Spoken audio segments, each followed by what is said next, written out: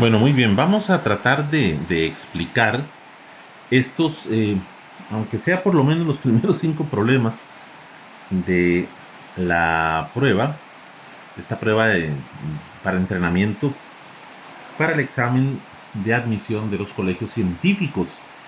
Este material es la muestra más nueva que hay de este año. Anteriormente habíamos ya subido un video completo con la resolución del folleto anterior.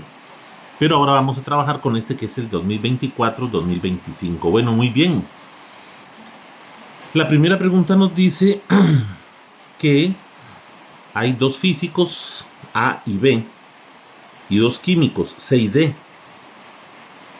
El primer día va a exponer un físico, al segundo día un químico y el otro físico, y al tercer día, pues la persona que falte. Y a nosotros nos dan varias opciones. Bueno, hay dos formas de hacerlo. Aquí hemos puesto un pequeño diagrama con las diferentes posibilidades que hay. Esta es una forma de hacerlo.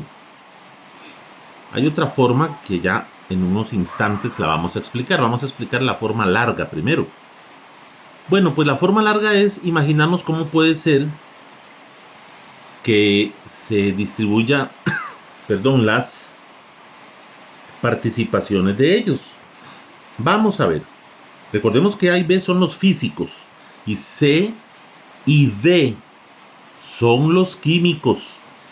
Entonces, el primer día expone un físico. Vamos a ver, la primera posibilidad es esta, que exponga el físico A. Y entonces, el segundo día expondrá el químico C. Y el físico que falta, que es B. Y al tercer día, la persona que queda, que sería D, el químico D. Esa es una posibilidad. Otra posibilidad es que el primer día exponga también el físico A. El segundo día ahora expondrá el químico D y el físico que falta B. Con lo que al tercer día la única persona que queda sería C. Otra posibilidad es que el primer día exponga el físico B. Al segundo día el químico C y el físico que falta, que es A. Con lo que la persona que quedaría para el tercer día sería D, el químico D. Y la última posibilidad es que el primer día exponga el físico B, el segundo día el químico D y el físico que falta, que sería A, y al tercer día nos quedaría C. Bueno, muy bien, entonces, como podemos ver, esas son las 4 posibles formas de hacerlo. La opción D es la única que no puede ser, porque la opción D no está entre ninguna de estas 4 posibilidades. Esa es una forma de razonarlo. Pero la otra forma es también muy sencilla. Como los físicos tienen que exponer, sea como sea, el primer día un físico y el segundo día otro físico, pues claramente ningún físico puede exponer el tercer día. Por eso podemos saber que la opción D no puede ser. Repito, porque esa es como la forma rápida de razonarlo. Los físicos deben exponer el primer día un físico y el segundo día otro físico. Así que un físico no puede exponer el tercer día.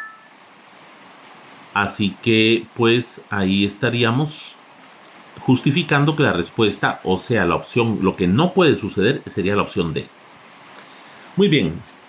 En la segunda pregunta, esta segunda pregunta, cuya respuesta es 18, es una pregunta que nos va a servir como ejemplo de que a veces una pregunta puede resolverse con con cierta disciplina, con cierto orden. A veces las preguntas requieren un poquito de calma al hacer el procedimiento, porque podría ser que alguna pregunta nos lleve a escribir una por una las opciones que pueden ser posibles. Este es un ejemplo clásico de esto.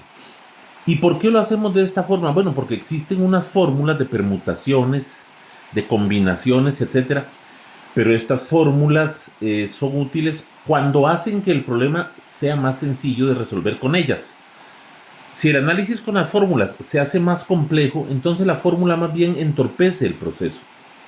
Aquí nos están pidiendo que cuántos son los números distintos de 3 cifras pares que se puedan formar con los dígitos 5, 2 y 4.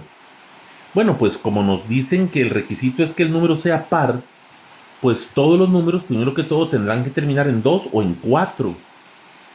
Y entonces simplemente hemos comenzado a probar cuáles son todos los números que se pueden formar.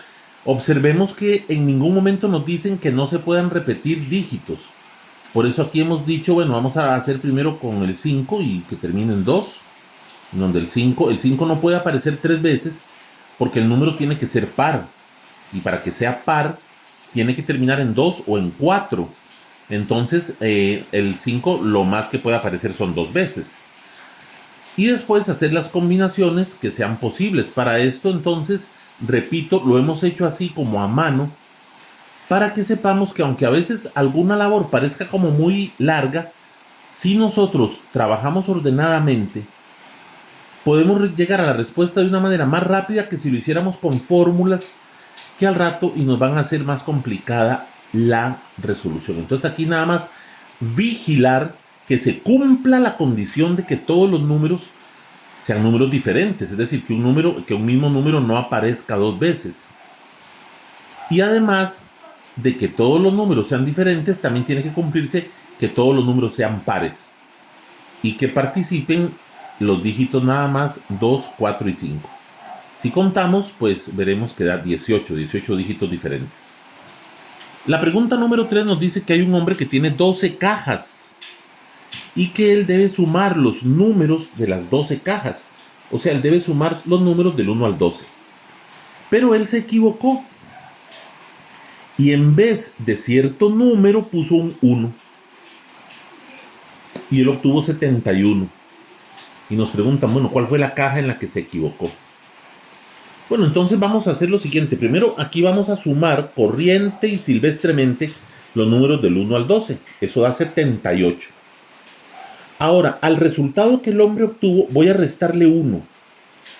Voy a hacer, recordemos que él se equivocó en un número y en vez de poner el número correcto puso 1.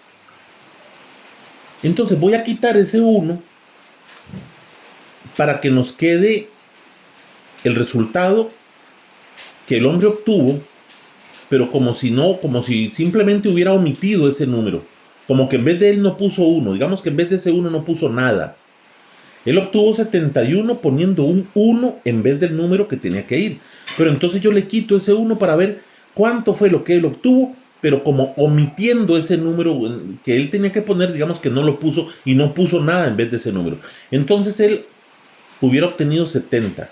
O sea, que en vez de obtener el resultado correcto, 78, si él hubiera omitido ese número y no hubiera puesto nada en vez del número, pues hubiera obtenido un 70. Bueno, si el resultado correcto era 78,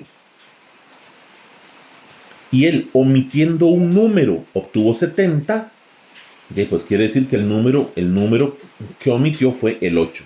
La caja número 8 fue la caja que él no puso.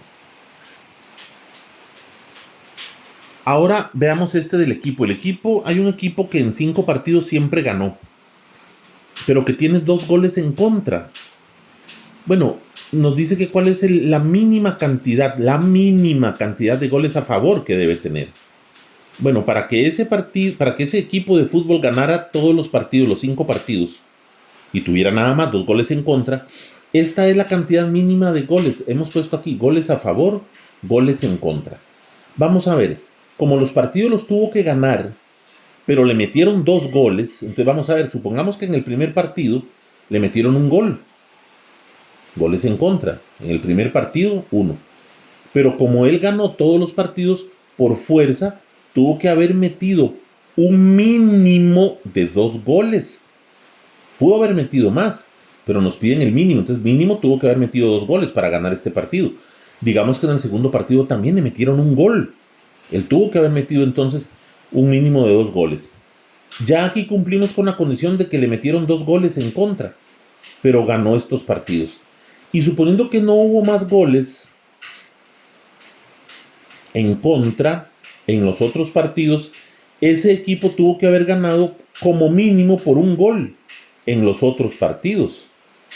Entonces aquí sería que metió un gol en el tercer partido, un gol en el cuarto y un gol en el quinto. Si sumamos todos los goles a favor, pues nos da 7. Esa es la mínima cantidad de goles a favor que tuvo que tener ese equipo. Y luego tenemos el problema número 5, muy bonito, muy fácil. Bueno, en un pueblo hay una mujer por cada 2 hombres y nos piden, y también hay 3 niños por cada hombre. Bueno, vamos a plantear una regla de 3, veamos. Una mujer por cada 2 hombres, así como X mujeres por 50 hombres. Recordemos que aquí hacemos esto. Esto por esto, x por 2 es igual a 1 por 50. 2 multiplicado por x es igual a 1 por 50. 1 por 50 es 50. 2 por x es igual a 50. Y este 2 lo pasamos a dividir. Y 50 dividido entre 2 da 25. Quiere decir que hay 25 mujeres. Y ahora la proporción con los niños. Hay 3 niños por un hombre, así como habrá x niños por 50 hombres. Para despejar esta x aplicamos el mismo principio. Esto por esto se multiplican así en diagonal. X por 1, 1 por x, es igual a 3 por 50. 1 por x es x, porque cuando yo multiplico 1 por cualquier cantidad me da la otra cantidad. 1 por x es x. 3 por 50 es 150, o sea, hay 150 niños.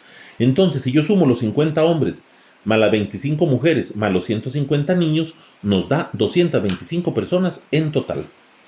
Bueno, vamos a dejarlo aquí porque las condiciones en las que estamos grabando ahorita no son las ideales, pero por supuesto que continuaremos Dios mediante con la grabación de los demás problemas, ya en un formato un poquito más elegante, esperemos.